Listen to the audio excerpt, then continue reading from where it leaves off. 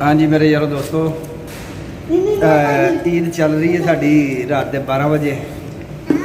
मैं उन बच्चों के नाल आया वहाँ खाना खाने से। और भाजी ठहर जाओ ना, ज़रा सब्र करो, तुम बड़ी आहर आई है। आओ बह, चाचू को बाह की है, चाचू को बाह कर दो। किधर इधर आओ, इधर आओ, चाचू को बाह करें। चीची इधर, माशाल्लाह माशाल्लाह। ते गुस्सा सी, ते गुस्सा माशाल्लाह माशाल्लाह।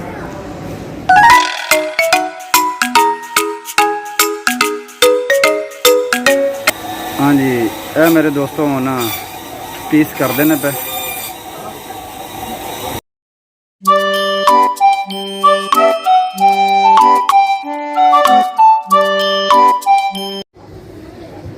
बिस्मिल्लाहिर्रहमानिर्रहीम, अस्सलाम वालेकुम रहमतुल्लाहि व बरकातुहू। हाँ जी मेरे यारो दोस्तों, रात असी काफ़ी ज़्यादा लेट हो गए सा। मैं अपनी वीडियो नू मुकम्मल ना कर सकिया, इस वास्ते मैं हुण आया सा अपना गोश्त लैण वास्ते जिथे बुकिंग करवाई सी। मेरे दोस्तों, इन्हां यूरोपां दे अंदर, इन्हां प्रदेशां दे अंदर मुख्तलिफ तरीक़ेकार हुंदे ने कुर्बानी करने दे। जिहड़े लोग ते दूर दूर पिंडां जगह ते रहिंदे ना, वो उत्थे अपना निज़ाम जिहड़ा वो किसी होर तरीके नाल चला लेंदे ने। मिसाल के तौर पर किसी न किसी फार्म ते रब्ता कर लिया, किधरे ना किधरे जाके खुद जिस तरह बंदा अपना जानवर देखदा वे, अपना जानवर देख के तो फिर उन्होंने पसंद करके तो फिर कुर्बानी करदा है। लेकिन दुनिया के जितने भी वड्डे शहर ने, मिसाल के तौर पर बार्सिलोना हो गया, मैड्रिड हो गया, या मिलान हो गया इटली का शहर, फिर उस तो बाद पेरिस हो गया फ्रांस का शहर।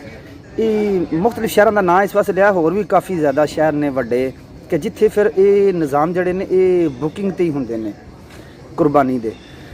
ते मैं इस दफ़ा पहली दफ़ा मैं बुकिंग वाली ही कुर्बानी की है। कोई मज़ा नहीं आ रहा कोई।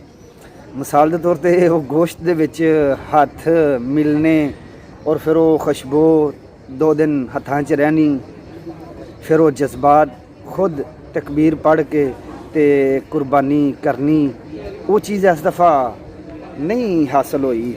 बहरहाल चलो, अल्लाह पाक दी ज़ात कबूल करे ते तुहाडे सारियां दियां भी कुर्बानियां अल्लाह पाक दी ज़ात कबूल करे। मेरे यारो दोस्तों, असल कुर्बानी जिहड़ी हुंदी है वो साडे नफ्स दी कुर्बानी हुंदी है। नफ्स साडे ते जिस टाइम हावी होया हुंदा वे, उसनूं ही मलिया मेट करने वास्ते अल्लाह पाक दी ज़ात ने सानू मुख्तलिफ मिसाल के तौर पर छोटी ईद हो गई, वड्डी ईद हो गई, शबरात का मौका हो गया। इन्हां मौक़िਆਂ ते अल्लाह पाक दी ज़ात ने हर साल साडे वास्ते एक मौका रखिया हुंदा वे कि असी अपनी गलतियां तो माफ़ी मंग के अल्लाह पाक दी ज़ात कोलों ते असी एक कदम होर अगे नूं चलीए। वो कदम बेहतरी की तरफ होवे। हर बेहतरी की तरफ कदम उठे या कदी भी अल्लाह पाक दी ज़ात उस बंदे नूं नाकाम नहीं करदे, क्योंकि अल्लाह पाक दी ज़ात नीतां दे महाज नूं बखूबी जान रहे हुंदे ने।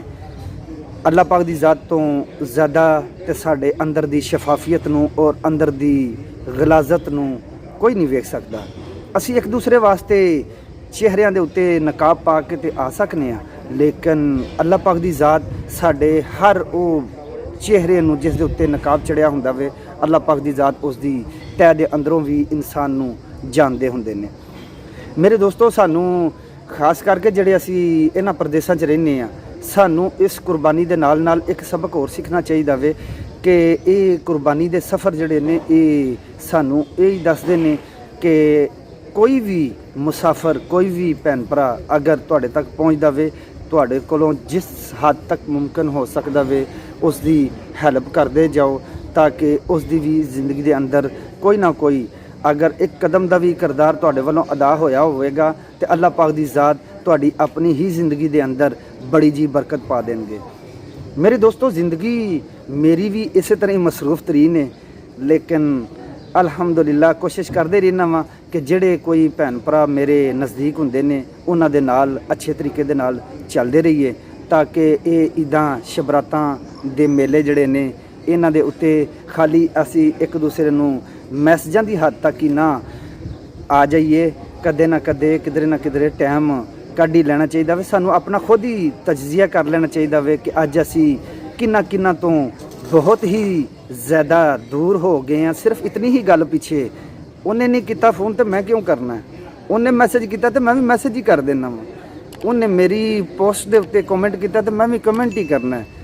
ਮੇਰੇ ਦੋਸਤੋ, ਇੱਕ ਦੂਸਰੇ ਦੇ ਅਹਿਸਾਸਾਤ ਨੂੰ ਕੈਚ ਕਰਨੇ ਵਾਸਤੇ ਇੱਕ ਦੂਸਰੇ ਨਾਲ ਗੱਲਬਾਤ ਕਰਨੀ ਪੈਂਦੀ ਹੈ ਤੇ ਉਹ ਗੱਲਾਂ ਬਾਤਾਂ ਸਾਨੂੰ ਬਿਹਤਰੀ ਵਾਸਤੇ ਕਰਦੇ ਹੀ ਰਹਿਣਾ ਚਾਹੀਦਾ ਵੇ। ਇਸ ਕੁਰਬਾਨੀ ਦੇ ਸਦਕੇ ਅੱਲਾਹ ਪਾਕ ਦੀ ਜ਼ਾਤ ਸਾਡੇ ਸਾਰਿਆਂ ਦੀਆਂ ਮੁਸ਼ਕਲਾਤਾਂ ਆਸਾਨ ਕਰੇ। ਅੱਲਾਹ ਪਾਕ ਦੀ ਜ਼ਾਤ ਇਹਨਾਂ ਪ੍ਰਦੇਸ਼ਾਂ ਦੇ ਵਿੱਚ ਜਿਹੜੇ ਮੇਰੇ ਦੋਸਤ, ਮੇਰੇ ਭੈਣ ਭਰਾ ਜਿਹੜੇ ਜਿਸ ਵੀ ਸ਼ਕਲ ਦੇ ਅੰਦਰ ਕੋਈ ਪਰੇਸ਼ਾਨ ਨੇ, ਕੋਈ ਪੇਪਰਾਂ ਦੀ ਵਜ੍ਹਾ ਤੋਂ, ਕੋਈ ਕਿਸੇ ਵੀ ਲਿਹਾਜ਼ ਨਾਲ ਅਗਰ ਕੋਈ ਪਰੇਸ਼ਾਨ ਨੇ ਤੇ ਅੱਲਾਹ ਪਾਕ ਦੀ ਜ਼ਾਤ ਉਹਨਾਂ ਦੀਆਂ ਪਰੇਸ਼ਾਨੀਆਂ ਨੂੰ ख़त्म करे। अल्लाह पाक दी ज़ात उन्हां वास्ते आसानियाँ पैदा करे।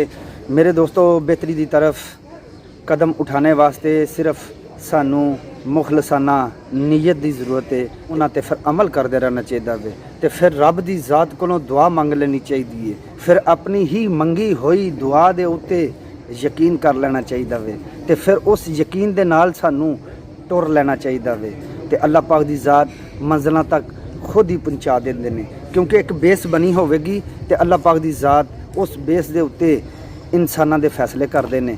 मेरे यारो दोस्तों, दुआ करदे रहा करो, अल्लाह पाक दी ज़ात साडे सारिਆਂ वास्ते बेहतरियां करे ते अल्लाह पाक दी ज़ात साडा खात्मा ईमान ते करे। आमीन या रब्बल आलमीन।